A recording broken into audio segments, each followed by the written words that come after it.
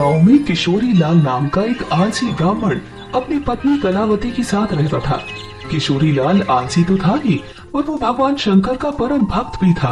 वे सुबह शाम शंकर जी की पूजा करता और भगवान शंकर का नाम जपता रहता था। किशोरी लाल रोज यही दो काम करता था। बाकी समय अपने आलसीपन की वजह से वो घर में ही सोया रहता था। इसी वजह से किशोरी लाल और उसकी पत्नी के बीच आए दिन अनबन होती रहती थी। सुनते हो जी, आज जल्दी से खाना खाकर खेत चले जाओ, आज फसल काटनी है।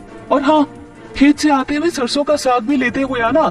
घर में सब्जी बनाने को कुछ भी नहीं है, आते हुए भूल मत जाना, नहीं तो आज खाना नहीं बनेगा, मैं पहले से ही बोल रही हूँ। पत्नी ऐसा बोल ही रही थी कि किशोरी लाल अपनी पत्नी की बातों को नजरअंदाज करके बिस्तर पर सोने चला जाता है।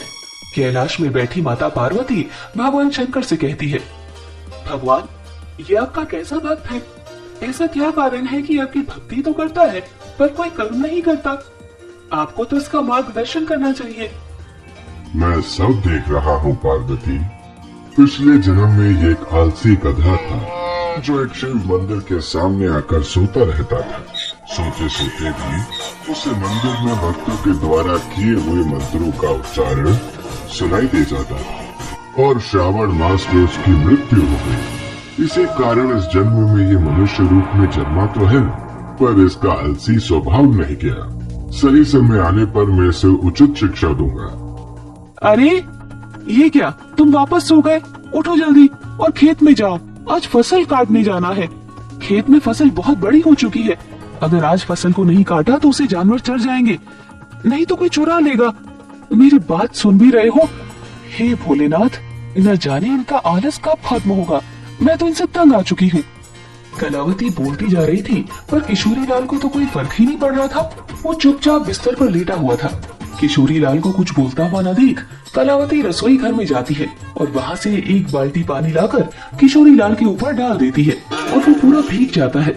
ये देख किशोरी लाल बहुत गुस्सा हो जाता है और फिर दोनों के बीच बहुत कहासुनी होती है। फिर वो गुस्से में घर से निकलकर भोलेनाथ के मंदिर की ओर चला जाता है। मंदिर जाकर वो गुस्से में शंकर जी से कहने लगता है, हे भोलेनाथ, अपनी पत्नी की रोज रोज की चिक-चिक से मैं परेशान हो चुका हूँ। अगर मैंने आपकी भक्ति श्रद्धा पूर्वक की है तो मुझे वरदान दीजिए। ऐसा बोलकर किशोरी लाल जोर जोर से रोने लगता है। उसके भक्ति भाव को देखकर भोलेनाथ स्वयं किशोरी लाल को दर्शन देते हैं और कहते हैं, किशोरी लाल, तुम मेरे परम भक्त हो, तुम्हारी भक्ति से मैं बहुत प्रसन्न हूँ। बोलो, तुम्हें क्या वरदान चाहिए? किशोरी लाल भगवान शंकर को देखकर पहले तो हैरान रह जाता है, फिर शंकर जी को प्रणाम करके उनके सामने अपनी इच्छा प्रकट करता है।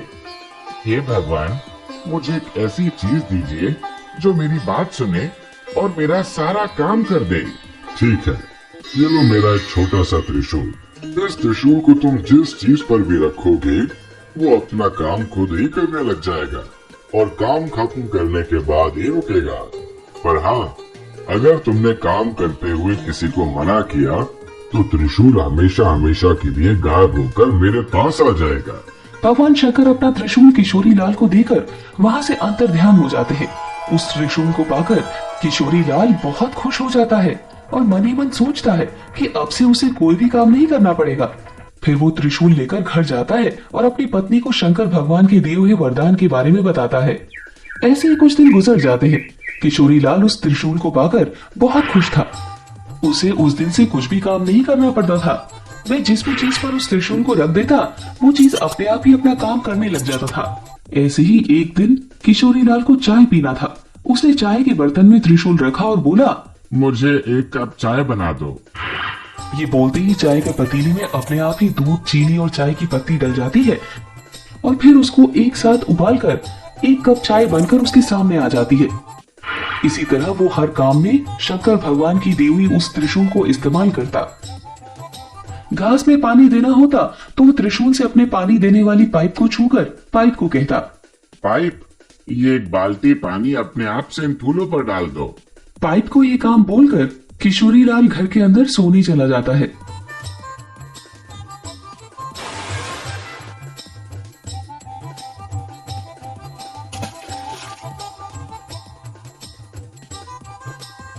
और उसके सोते ही लाइट चली जाती है। लाइट चले जाने के कारण पंखा बंद हो जाता है, पर किशोरी लाल बिना चिंता करते हुए वो अपने हाथ पंखे को कहता है, पंखा, मुझे गर्मी लग रही है। जब तक लाइट ना आए तो मुझे इस पंखे से हवा करो। किशोरी लाल के कहे अनुसार हाथ पंखा बिना देर किए हवा करने लग जाता है और जैसे ही लाइट आती है तो हाथ पंखा बंद हो जाता है। इस तरह वो अपने हाथ से बिना कुछ काम किए बड़ी आसानी से सारे काम को कर लेता है।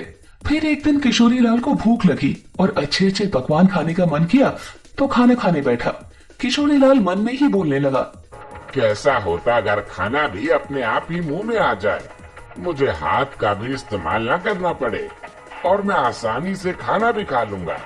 ये सोचकर वो खाली प्लेट पर त्रिशूल रखकर बोला, अच्छे अच्छे पकवान मेरे मुंह में अपने आप आ जाओ। ऐसा कहते ही प्लेट से तरह तरह के पकवान निकलकर किशोरी लाल के मुंह में जाने लगे। तरह तरह की मिठाई, नए नए स्वाद पकवान और बिना रुके अपने आप ही उसके मुंह में जाने लगे और वो बड़े मजे से उन्हें खाकर आनंद ले रहा था।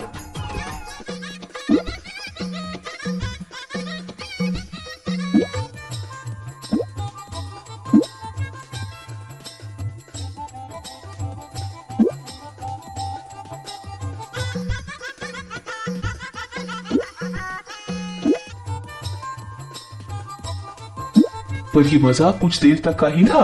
थोड़ी देर में किशोरी लाल का पेट भर गया और वो खा नहीं पा रहा था, पर खाना था कि रुकने का नाम ही नहीं ले रहा था। प्लेट से भिन्न भिन्न प्रकार के व्यंजन निकलकर उसके मुंह में जा रहे थे। ये देखकर किशोरी लाल परेशान हो गया। वो जैसे ही खाने को मना करने जा रहा था, उसे भगवान शंकर की बात याद आई कि अगर वो काम करते हुए त्रिशूल को मना करता है तो उसका वरदान हमेशा हमेशा के लिए समाप्त हो जाएगा। ये सब सोचते हुए चिल्लाने लगा। उसके चिल्लाने की आवाज सुनकर उसकी पत्नी रसोई घर से बाहर आती है। हाँ, और किशोरी लाल को देखकर हैरान हो जाती है। फिर किशोरी लाल से उसकी पत्नी खाने को रोकने के लिए बोलती है, पर वो शंकर भगवान के दिए हुए वरदान को नष्ट करना नहीं चाहता था। पर आखिरकार उसे बोलना पड़ा, रुक जाओ। खाना आना तो रुक गया, पर उसके साथ शंकर भगवान की दी हुई वो त्रिशूल भी गायब हो गई। किशोरी लाल त्रिशूल को अपने पास न देखकर बहुत दुखी हुआ, पर अब वो कुछ भी नहीं कर सकता था। शंकर भगवान का दिया हुआ वरदान को उसने खुद ही समाप्त कर दिया था। अब तक किशोरी लाल ने त्रिशूल को जो भी काम दिया था, उन सबको काम खत्म कब करना है ये भी अनजाने में ही सही बोल दिया था। मुझे चाय बना दो।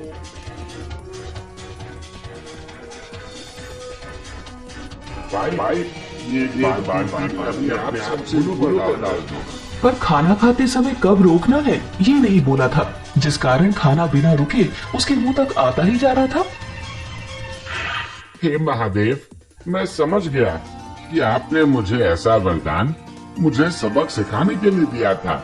मैं कितना बेवकूफ था जो आलस के कारण हर छोटे से छोटे काम को टाल दिया करता था। आपने मुझे सिखा दिया है कि छोटे छोटे काम के लिए किसी दूसरे पर निर्भर रहने से कितनी बड़ी मुसीबत आ सकती है। उस दिन के बाद से उसने आलस करना छोड़ दिया और वो रोज खेत जाने लगता है और अपना काम खुद करने लगता है। इस तरह उसका जीवन खुशहाल हो गया।